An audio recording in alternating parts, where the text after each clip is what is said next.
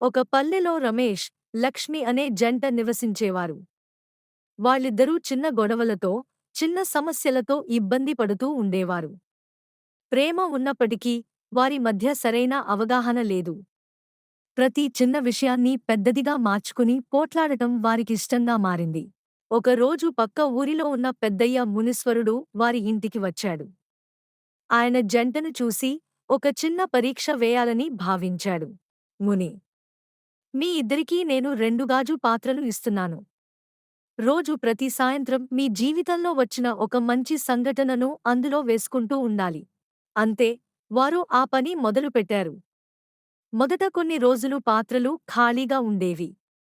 కాని తరువాత వారిద్దరూ ఒకరికోసం మరొకరు చేసిన చిన్నపాటి సహాయాలను గమనిస్తూ వాటిని గుర్తుచేసుకుని పాత్రల్లో వేసే ప్రారంభించారు.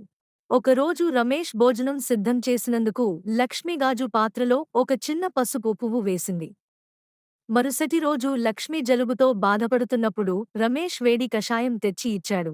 అప్పుడు లక్ష్మి మళ్లీ గాజు పాత్రలో మరో చిన్న దానాన్ని వేసింది. అలా రోజులు గడుస్తూ ఉండగా వాళ్ల మధ్య ఉన్న సమస్యలు మెల్లిగా తగ్గిపోయాయి.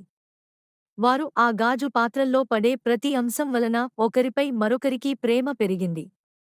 ఆ నెల చివరికి మునీశ్వరుడు తిరిగి వచ్చి అడిగాడు, ఇప్పుడు మీ గాజు పాత్రలు చూస్తే ఏమీ కనిపిస్తుంది? వారు నవ్వుతూ చెప్పారు, ఇవి మా ప్రేమతో నిండిపోయాయి స్వామీ. మునీశ్వరుడు చిరునవ్వుతో చెప్పారు. మునీశ్వరుడు చిరునవ్వుతో చెప్పారు, ప్రేమ అనేది గొప్ప మాటలు కాదు, ప్రతిరోజు మనం చూపించే చిన్న కృషి, ఓర్పు, అభిమానం.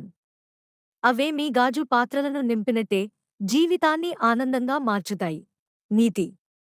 ప్రేమలో గౌరవం, ఓర్పు, చిన్నపాటి ఆలోచనలు ఇవే జంటల బంధాన్ని బలంగా చేస్తాయి. ప్రతిరోజు ప్రేమను అభ్యాసంగా మార్చుకుంటే జీవితం గులాబీ తోటగా మారుతుంది.